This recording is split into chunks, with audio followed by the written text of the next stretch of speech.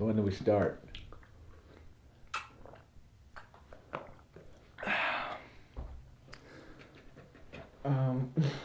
What is the name? What are we gonna call it? Oh, I had the idea. Ready? Silent Forest. If two guys do a podcast in the middle of the forest and no one's there to hear it, does it make a sound?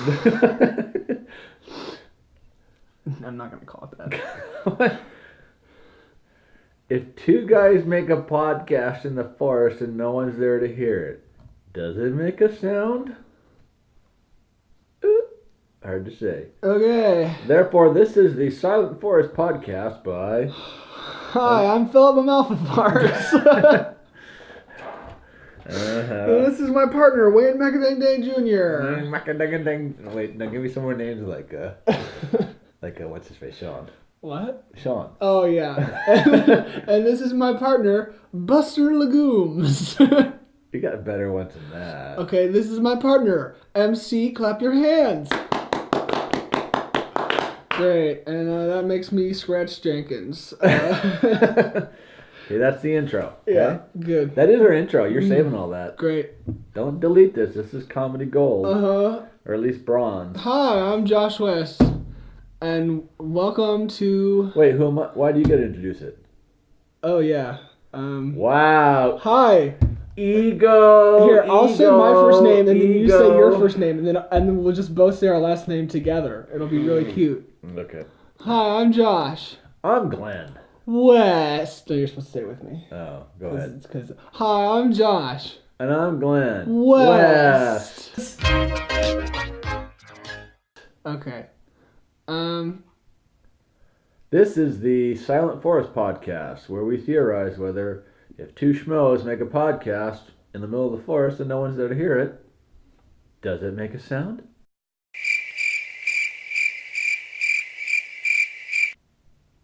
We don't know. We'll find out and let you know.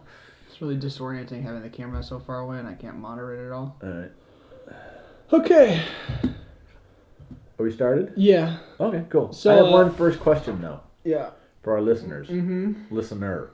I don't know if it's Yeah. multiple at this point. I don't think I so. love you too, random citizen. So what's with the hat today? This is my grandpa's hat. That's Okay. it. Why are you wearing it, though? 'Cause I like it. No, And wrong answer. Also because No. no, and also because it looks like the hat that Beck wore in his in the Loser music video. Try again. You're on 2 of 3. You got one more answer. Because I wore a hat, and you decided you had to wear one. Yeah, because if you were gonna wear your cowboy hat, and look like you were a 5-year-old, that your mom just bought you a hat at a yard sale. If I only had a big sucker right now. Yeah. Okay. Blah, Anyway, blah, blah. So who's the dog wagging the tail now? I don't even know what that phrase means. That doesn't even mean anything. Here we go. So the first segment today is going to be songs about record labels or the music business. Some of them fall slightly out of the category, but I included them because they have interesting stories. Also, side note, I did all of the work and he did none of it. That's because I was busy doing that thing we call, Yeah. oh yeah, learning music. Well, I had time to do this and that yesterday, so Wow. Seems to be tension in the air. Are you ready to do it? Can you I do am. the thing? Yes, the music industry is a... Also, be careful. Actually, don't keep what? that on the table because you're gonna make noise. Oopsie. It's gonna click and clack on the table. Oopsie. So what do I do with it? On the ground. Where's my assistant to Yeah. hold it for me? Put it on the other side. Other side of the table? Yes. Like this? No, on the other side of the ground. Oh. 'Cause otherwise, it'll get hit when either of us moves our Alright, cool. chairs. So you're saying that the record industry is rife with abuse and malfeasance toward the artists Yeah. by the higher-ups, the bigwigs, Mm-hmm. the big kahunas. Yeah, and I have proof right here. We have proof. Say the first song, please. The first song, Barracuda by Heart, the Wilson sisters and Nancy in the 1970s wrote this against their ex-record label. Do we have a clip? Nope. We don't have a clip of the song? We can't. Oh, you want me to play it for you? No, you don't have to. Let me just imagine it. Hang on. Yeah. Go ahead. Got it. Good. Anyways, they were very angry at their ex-record label. They put out a slanderous article about the two sisters. And so they wrote this about their record label. One of the more famous guitar riffs as well, since I am a guitar player. That was the worst segue in the world.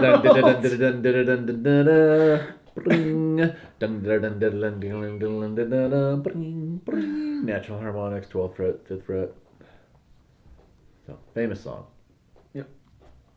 Next one is Big Cheese by Nirvana off of their first album, which no one's listened to. It was about the pressures that their manager, the pressures of the band to please their manager, and it's kind of theorized that this was about the co-founder, Jonathan Poneman of their record label Sub Pop, which was their label at the time. I think they moved on from them even into Nevermind, so they didn't get any of that money. So bummer for them. Which begs the question. My phone alarm's going off. Wow. That's really... Which begs the question. Do you know what the question is? What? Does the phrase "been pwned" come from that? Did you think about that? I don't think that is where that came from. You don't think that's where that came from? No. No? I did think that's an interesting last name, but that is not where that came from. Huh. No, it's I believe pwned is a mix of something and owned. Oh. Punked and owned. Yeah, it could be punked and owned. I think that's where that came from. I'm not really not sure. Well, that makes sense. Nobody says that anymore. I don't know anything about this one. Would you like me to say it for you? I would, please. So you want me to just say all of them then? Because... If you would. Okay, cool. All right, so I brought the hat to the party. So. Yeah, so your job is pretty much done at this point. I set up everything and know how all of it works, and then made all of it, and you can sit there and look nice in your hat and rabbit trail me constantly. Mm-hmm. That is my job. So the next song is actually Complete Control by The Clash. So this song is expressing frustration at losing control of their music after signing a record deal. I'm really worried that the microphone is picking up on the stupid chair. That happens a lot. The song began... Yeah, well, that's what a record deal is. This is why we're not on a record label at the moment. Yeah, this is exactly the reason. Because we wanted to be free to sit here in our living room and make a trashy podcast for nobody. Wow. We're off to a bad start. That's right. Suck it, EMI. Okay. Capitol Records. Yeah. You heard us. Don't come knocking while we're rocking. So the song... See, this is why I wanted to test the audio, because you just shouted and... no, we're good. See, we're good. Wait, hold on. Shout again. Sony Records. It's incredible how... Lose the number. We're not interested. Yeah, he can't actually produce loud volume at will. He's incapable of it. He can only do it I'm an actor. When I see words, I make them come to life. That's the opposite. What? That's the opposite of that. Actors are supposed to do it at will. That's what makes them act. Anyway, wow. The song began when the Clash's manager and the Sex Pistols manager met together in Soho. They were trying to discuss their bands. And the Clash's manager, Bernie Rhodes, said that he wanted complete control of the Clash. Wow. And so Joe Strummer, as he was leaving, was just laughing his face off at how stupid and ridiculous that was for the manager to have complete control. And so another thing that made them frustrated, kind of the final straw, was their record label released the first single from the album, and they released a song called Remote Control. And the Clash was really mad because they did not want that to be the first single off the album. And I just realized I'm not wearing shoes. Looks really stupid. The anime girl reaction doesn't make any sense in that context. Anyway, I don't think there's... So they wrote this song and called Complete Control as a reaction to them losing control. Wow. On a second note, what's really interesting about this album, the self-titled album, The Clash, which is what both these songs were off of, actually, that's the thing. Their record label did not release their self-titled album in the U.S., causing it to become the #1 imported album into the U.S. in the 1970s. It sold 100,000 copies just alone from importing, people ordering it from Britain. And so eventually they did release it, and they included this song on that album release into the U.S. Yeah, I thought that was pretty interesting. So the Clash were right. And the next one is Country House by Blur, which is one of my favorite Blur songs. And it's interesting because this one is actually not a song about the band's frustration with the record label. It was their, I don't remember what his relation was to them. I think he was just a producer or executive or something at the record label that they were friendly with. And it's actually about his frustration with the record label. So basically, his name was David Balfe, and he was one of the owners of Blur's record label.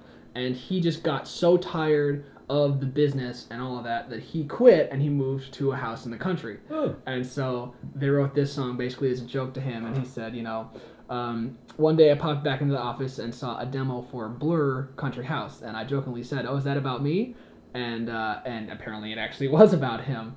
And he said when it came out, my kids were 6 and 4, and the song would come on, and they'd say, "Oh, it's a song about Daddy." And his friends used to play it in the village pub where he would go after he retired.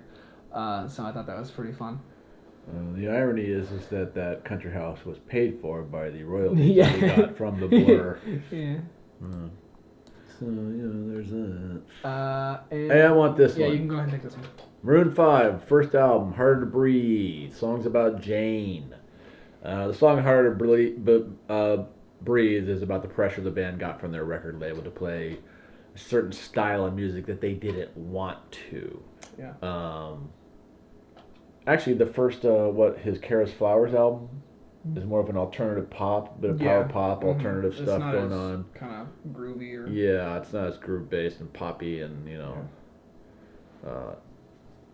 tighten your belt. It was prettier though, sonically. Yeah, way cooler. But what I find absolutely fascinating, though, the irony is that I have no doubt that Adam Levine now, for his entire career, sings music that he absolutely detests and is embarrassed by. Yeah. So that battle didn't get won. And the coolest album they put out was the first album that had Harder to Breathe. Yeah. And, a couple songs on there were actually good. Yep. Classic. I could. I don't know a ton about it other than it's just about their manager. Well, okay, I'll do it. Yeah. So because you can have the next one. Yeah. So this one is by Yes. People tell me all the time that I sound like John Anderson. This I song was is talking about that one. Okay, go ahead. Yeah, you have that one. Yeah. So this one's called 5% for Nothing by Yes, and it's essentially just about how their management of the band got 5% according to them for doing nothing. So you go. Oh, scroll down. What? Scroll down. Oh. I forgot. Yeah, that's right. Roy Harper did sing on that. I forgot. Have a Cigar by Pink Floyd. Classic picture album cover. Big, stogie smoking fat exec behind the table, and that's kind of how they felt about the business. But it's kind of pretty much how every musician feels about the business for the most part. But anyways, Have a Cigar is about how the record label wants to drain you of an artist of every cent they have, whether contractually, legally, immorally, whatever. And there's the famous line in there, we call it riding the gravy train. And so the band works hard, and the record execs ride the gravy train and buy nice cigars and all that stuff. I forget who Roy Harper was, because someone else has a song about Roy Harper. It's also Pink Floyd. Yeah, I thought it was drummer. You're not telling them why you're mentioning Roy Harper, right? Right. Well, he's such a name. Oh, that's right. He was recording down the hall. That's right. Didn't Led Zeppelin have a song about Roy Harper? You're literally just read the story. I literally read Time the out, story guys. on the picture. It's right here. Oh, wow. How did you get that from the internet? Mm-hmm. That's awesome. I'll have to look that up someday. Go ahead. You tell. Okay.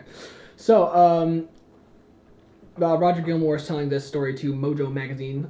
He was saying Roger had a go at singing it, and one or two people were not super nice about his singing, and then one or two people asked me to have a go at it. That's right. And I did, but I wasn't comfortable because he just didn't think the range and the intensity was right for his voice. And he remembers distinctly Roy Harper leaning against the wall outside Abbey Road while we were talking about it, and he goes, "Go on, let me have a go. Let me have a go." That's and right, so we all went, "Shut up, Roy." And then eventually he said, "Go on then, Roy, have your bloody go."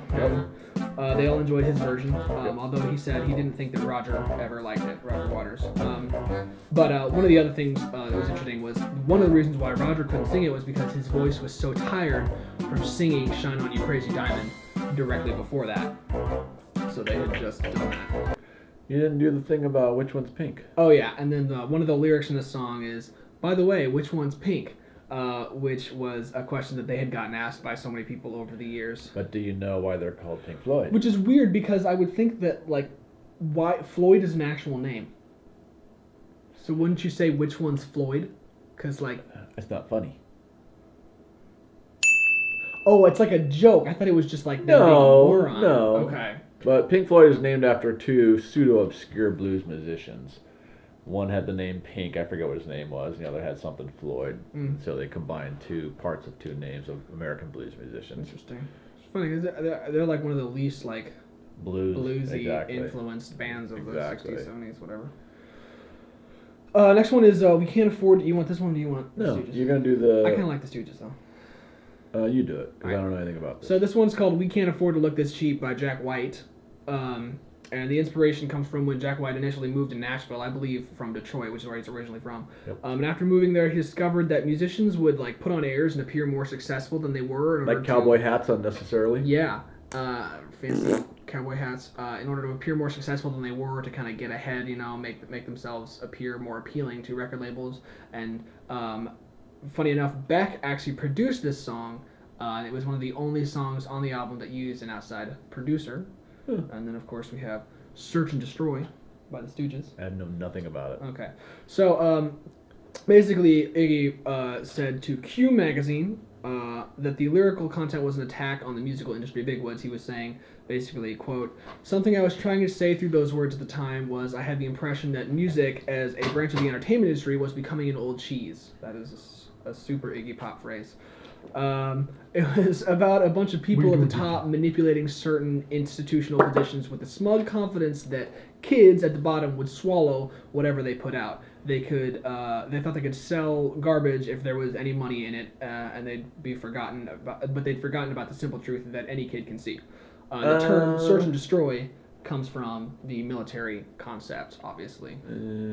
Yeah, that describes pop music today. This is interesting. If you listen to the headphones, you can pick up the sounds of swords clashing in the background, because Iggy Pop explained in 1999 to The Wire that, quote, what I originally wanted was the sound of stomping boots, but we would have had to hire a drill team, and that became problematic.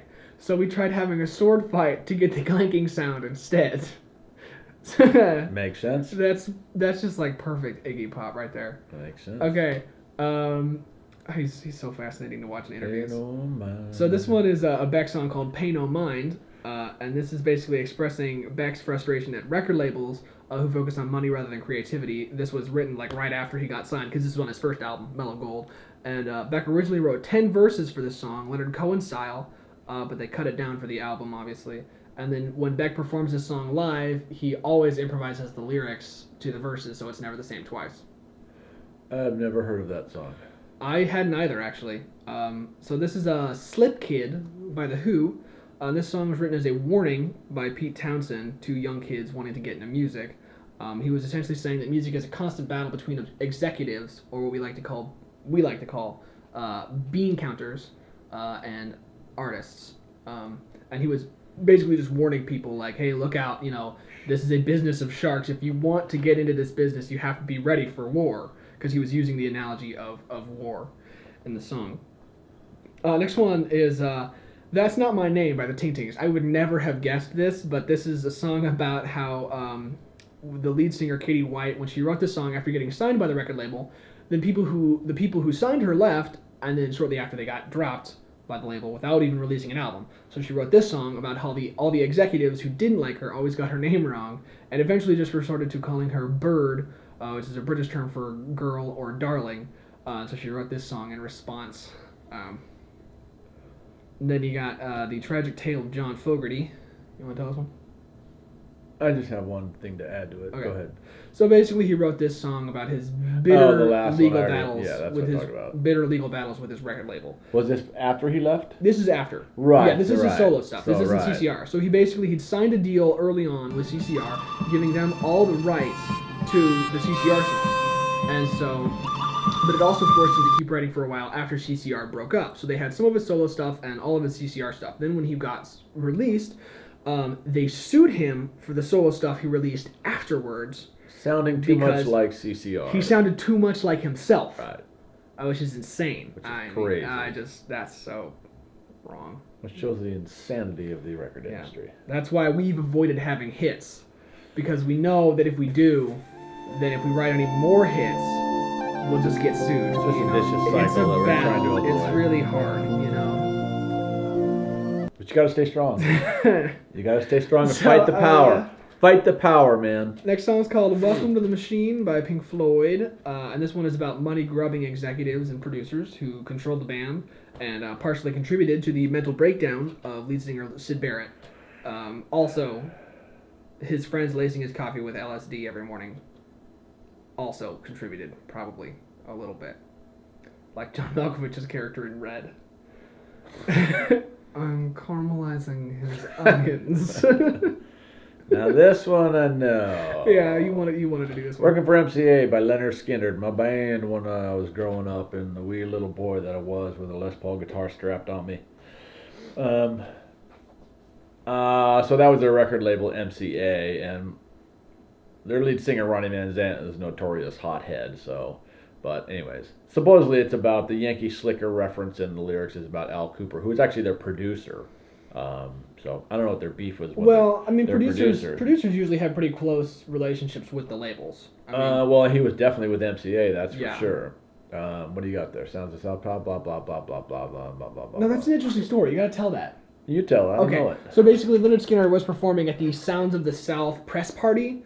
According to after recording Sweet Home Alabama, they were playing at this like press party for the record label. And according to the booklet included with their box set, quote, when Skinner hit the stage with a roaring version of Working for MCA, written especially for the event, with all of the MCA bigwig, executives, right? The party stopped while 500 hardened industry vets stood on chairs to get a glimpse of the unknown band. And a few months later, Leonard Skinner opened for The Who on their Fallout Shelter tour. So their big slap in the face to Leonard Skinner, to MCA, I guess opened the way for them to open for The Who. I mean, that music was written by Ed King, the guitar player. Mm. So, And the 7 years of hard luck in the opening line is the time from 1966 to 1973. In 1966 is when they changed their name to Lynyrd Skynyrd, and then 1973 is when their first album was released. 66. Yeah. That's right. I thought you said 76. 66 to 73. Yeah. Practicing in the swamps of Florida in a little unair-conditioned shack out there. The next song is the Under Assistant West Coast Promotion Man by the Rolling Stones. I've never heard of that song. This song was directly inspired, basically it was written about George Sherlock, who was a U.S. promotions manager for Decca Records. He was assigned to chaperone the band on their U.S. tour because they'd gotten, a reputation as being troublemakers and, classic rock star hotel trashers. And they eventually warmed to him and didn't mind having him around. And this another interesting fact about the song was this is the last song credited to Nanker Felge, a goofy name for a Mick Jagger / Keith Richards composition. Nanker was a stupid face they would make to amuse each other, and Felge was a roommate of Keith Richards that he considered to be the most disgusting person ever. So, interesting. Now here's one. This Is War by 32nd to Mars. But this isn't the song. This No. is the entire album. Yeah, the album was made in response or during the duress of them being sued by their record label for $30 million. If you've ever watched the documentary, if you haven't, if you like documentaries, I think it was about called music. Artifact. I think is what it was called. Was it? I think that's what it was Oh, called. okay. It's fascinating, absolutely fascinating. What's his name? Jared Leto? Yeah. Yeah, to see the psychological duress these guys are Yeah. under while they're trying to make this album, while they're trying to fight Probably a what led to lawsuit. him turning into the Joker. Very tragic. No, not even close. Anyway, so it's fascinating to see these guys knuckle under pressure or just go ahead and do their art and their craft and just let the chips fall where they may. And this was one of those albums, right? That's why the big tiger on the front. This is War. Mm-hmm. What's the other famous one? Actually, I'm pretty What? sure that This Is War is the one with the tiger. Yep. Okay, I thought it was just Jared Leto's face with like a helmet and stuff. Nope. And another interesting. So, if you guys aren't aware of so there's this thing in California with contracts where you can only be held to a contract for 7 years, Right. and basically the reason why they were sued was because they'd been signed to the contract for 9 years, and their record label wanted to transfer them to another record label, I think was the deal. Virgin wanted to trade them to somebody else, and they were basically saying, we've been signed for 9 years. That voids our contract if we choose to do so, and our contract is not, or no, I'm getting two things mixed up. So basically they were saying 7 years Right. is done. And that was a new legislation. Yeah, we're going to move on.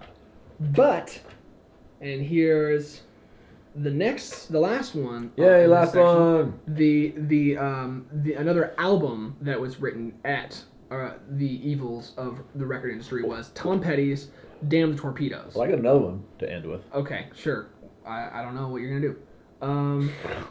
Petty's recording contract was. I don't either.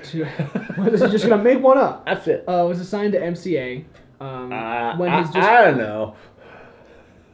Petty's recording contract was assigned to MCA when his distributor, ABC Records, was sold to MCA in 1979. Petty contended that his contract was now null and void because it was another record company. It wasn't the same record company, so he didn't sign to them, so the contract was null and void. But MCA still sued him for breach of contract, which prompted him to declare bankruptcy as a tactic to void his contract. The matter was settled with Petty signing a new recording contract with Backstreet Records, a subsidiary of MCA, and the album was co-produced by Jimmy Iovine and recorded at Sound City Studios, which is, I didn't know Damn the Torpedoes was recorded there, actually. Yeah, remember we watched No, I watched the whole thing. I thought it was a different yeah, Petty album. I thought Full Moon Fever was recorded there. No, the Sound City Studio documentary that Dave Grohl did is really good. I mean, I probably watched it 5 times. It's so stinking good if you like the history of, 70s, 80s, 90s music. But the duress of that lawsuit, plus you watch Jimmy Iovine, the producer, trashing the band for not even being able to play their instruments well, and just like, oh my gosh, it's painful to watch. That was it's just painful. Like to watch. a decade into them being a band. Yeah, they had been dude. pros for like a decade.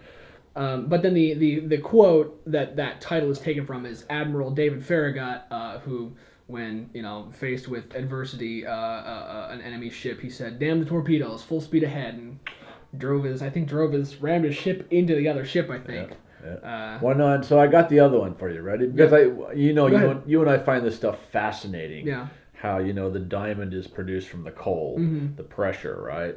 All these albums, all these songs that were not supposed to actually exist or happen or shouldn't have. Yeah. But the third Rush album. 2120, right. 2112. I should have put that. That's funny. 2112. That's right. Right. The record label, they had just gotten off the ground. They'd finally realized their dream. They were touring. They toured with Kiss, and they're making money, and they're not working in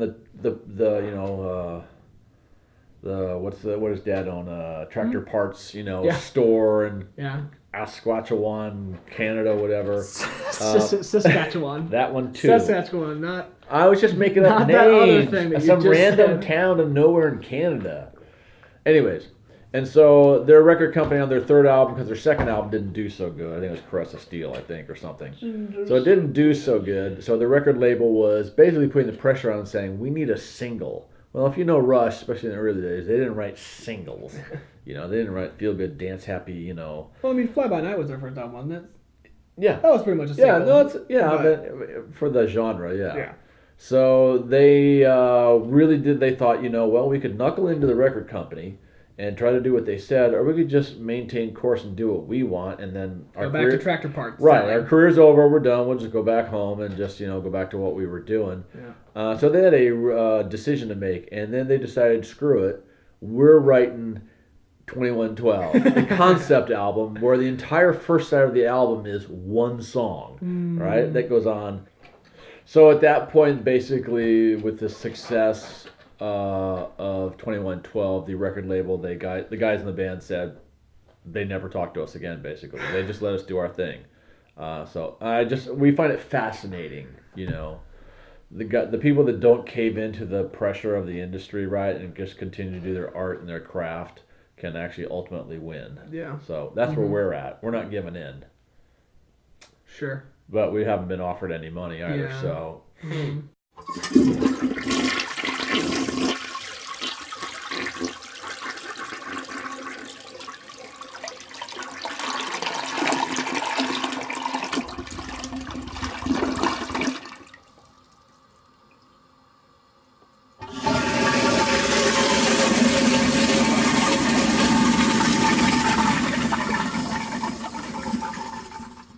Hey, thanks for watching. If you like what you heard, then click on the Patreon link in the description to pledge at the $3 tier or above to get download links to all of our songs. Subscribe and click the notification bell if you want more music like that every week. And thank you to all of our amazing patrons who supported this video. Oh yeah!